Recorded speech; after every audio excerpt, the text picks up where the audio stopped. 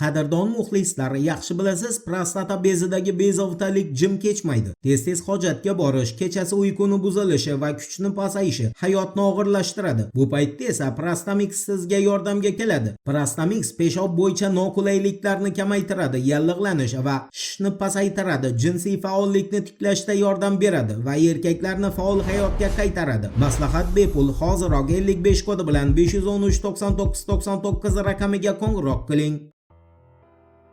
Assalomu alaykum qadrdon muxlis. Siz bilan siz bilgan va kutgan kanal Turfa olam. Geopolitical Ekonomiya agentligi tahlilchisi Ben Norton'ni 4-yanvar kungi o'z maqolasida qayd qilishicha, Kiyev NATO'ni Sharqiy Yevropadagi qo'g'irchog'i bo'lib, u o'nlab milliarderlar tomonidan boshqariladigan rejim hisoblanadi va Trump Venesuelaga hujumni Putinga Ukrainadagi o'z maqsadiga to'liq erishishga imkon hozirlash uchun amalga oshirgan bo'lishi mumkin. Va Ben Norton'ni bir qancha faktlarga ko'ra, Venesuela prezidenti Nicolas Maduroni taslim bo'lish ham, shuningdek kishanlangan holda New York shahriga olib kelinish ham ko'pchilik siyosiy ekspertlarda shubha uyg'otmoqda. Ben Nortonga ko'ra, Maduro yer sayyorasidagi eng ko'p neft zaxirasiga ega davlatning prezidenti hisoblangan va uning qo'riqchilari, shuningdek maxsus killerlar otryadi ham bor edi. Qiziq tomoni shundaki, Qo'shma Shtatlar armiyasining maxsus guruhlari Nicolas Maduroni o'z yotoqxonasidan olib ketgan. Buni qarangki, o'sha paytda Venesuela havo mudofaa tizimlari ham, mamlakat qurolli kuchlari ham Qo'shma Shtatlar harbiylariga qarshi bir dona ham o'q uzgan emas. Xo'sh, nega? Negaki o'q uzmaslik to'g'risidagi buyruq yuqoridan, ya'ni prezident Nicolas Maduroni o'zi tomonidan berilgan edi. Tahlilchi Ben Nortonning yozishicha, Maduro va Trump bu teatrni oldindan kelishuv asosida sahnalashtirdi va Donald Trump Maduroni barcha talablarini qabul qildi. Ammo Maduro buning uchun, aniqrog'i tirik qolib boy badavlat tinch yashash uchun Venesuelani Trumpga berishga majbur bo'ldi. Washington Post agentligining 5-yanvar kuni New Yorkda sudni Nicolas Maduroga ayblovlarni e'lon qilishi bilan bog'liq xabari ham Ben Nortonga ko'ra teatrning bir qismi va Venesuela prezidenti Nicolas Maduroni keyingi hayoti hech qanday qamoqxonada emas,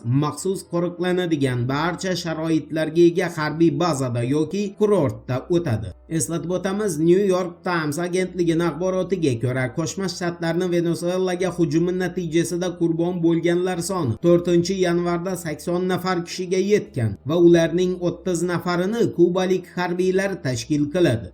Endi Donald Trumpni Grenlandiyaga tahdidiga o'tamiz. E'tiborli bo'ling. Wall Street Journal agentligining axborotiga ko'ra, 4-yanvar kuni Donald Trump o'z bayonotida Grenlandiyani Qo'shma Shtatlar xavfsizligi uchun Washingtonga kerak ekanini bildirgan. Trumpga ko'ra, Grenlandiya Rossiya va Xitoy kemalari tomonidan qurshab olingan. Bu esa Yevropaga va Qo'shma Shtatlarga to'g'ridan-to'g'ri tahdid hisoblanadi. Shu boisdan Amerika Qo'shma Shtatlari Grenlandiya boshqaruvini o'z qo'liga olishi shart. Wall Street Journal agentligiga ko'ra, Daniya bosh vaziri Mette Frederiksen 4-yanvar kunining o'zidayoq Trumpga javob yo'llagan va u Qo'shma Shtatlar prezidentidan Grenlandiyaga, shuningdek Daniyaga tahdid qilishni to'xtatishni so'ragan. Mette Frederiksenga ko'ra, Daniya Venesuela emas va Kopengagen hech qachon o'z bayrog'i ostidagi hududni hech kimga jangsiz topshirmaydi. Bu gapni esa Trumpga yetib borgani aniq. Endi Venesuelaning vaqtincha prezidenti Delcy Rodriguezni Donald Trumpga taklifiga to'xtalamiz. Delcy Rodriguezning bildirishicha, Caracas davlat boshqaruvida Washingtonga hamkorlik taklif qiladi. Biroq Caracas o'z boshqaruvini nafaqat Amerika Qo'shma Shtatlariga, balki hech bir davlatga bermaydi va Venesuela bundan keyin mustamlaka bo'lmaydi. Unutganlar uchun katta eslatma. 4-yanvar kungi o'z bayonotida Qo'shma Shtatlar prezidenti Donald Trump nafaqat Venesuela prezidenti, balki Venesuela boshqaruvini ham o'z qo'liga olganini e'lon qilgan.